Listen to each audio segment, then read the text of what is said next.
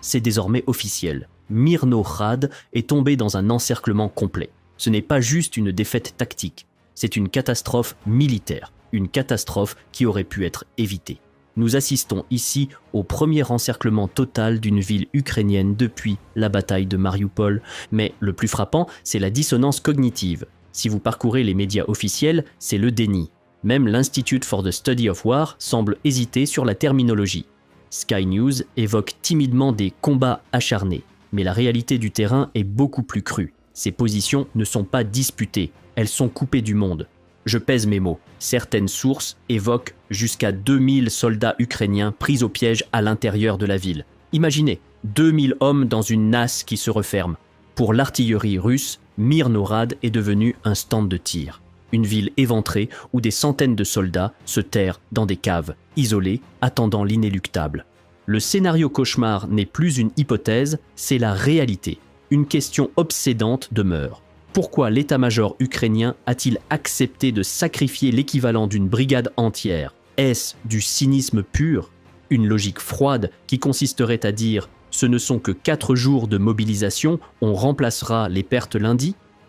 Il existe pourtant une raison rationnelle, une logique militaire derrière ce sacrifice apparent, mais nous y reviendrons en fin d'analyse. Pour comprendre ce désastre, il faut rembobiner. Revenons au 14 novembre. Contrairement au discours rassurant, Pokrovsk était déjà sous contrôle russe. Il ne restait alors qu'une brèche de 2 km pour sauver la garnison de Myrno-Rad. Sur le papier, il restait une route de vie vers Richine. En réalité, c'était une route de la mort. Les drones russes, reliés par fibre optique, donc insensibles au brouillage, surveillaient chaque mètre d'asphalte. Le bilan visuel est terrifiant. Sur les images de surveillance, on compte une 50aine de véhicules ukrainiens détruits ou abandonnés sur ce seul axe. Ajoutez à cela l'itinéraire secondaire au nord, lui aussi pilonné, 27 épaves supplémentaires, 77 véhicules perdus, un cimetière de métal à ciel ouvert. Dans ces conditions, la stratégie de Moscou devient limpide. Ils ne sont pas pressés de fermer le chaudron. Au contraire, l'objectif est de laisser une porte entrouverte pour inciter l'Ukraine à envoyer des renforts dans un couloir de la mort. Les Russes n'ont plus qu'à attendre en embuscade et laisser grimper le compteur des destructions. 24 heures plus tard, la dynamique s'accélère.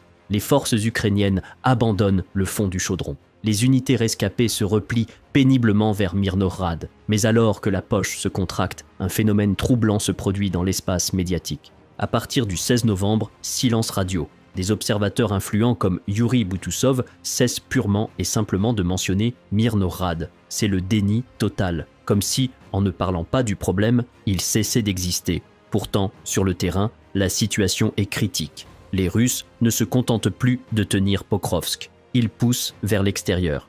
Les patrouilles russes sont repérées 2,5 km au-delà de la ville. Conséquence immédiate, la route de ravitaillement n'est plus seulement sous le feu, elle est physiquement coupée.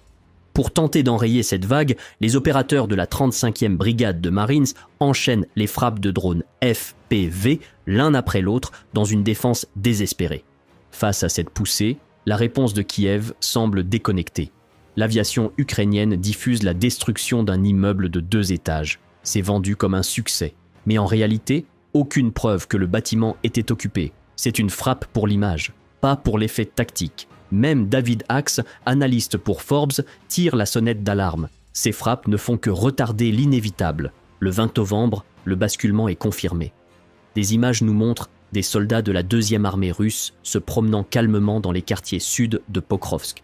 Ils ne se cachent même plus. Ils transforment la ville en hub logistique, les troupes dans les immeubles, les blindés dans les garages et les cours intérieurs.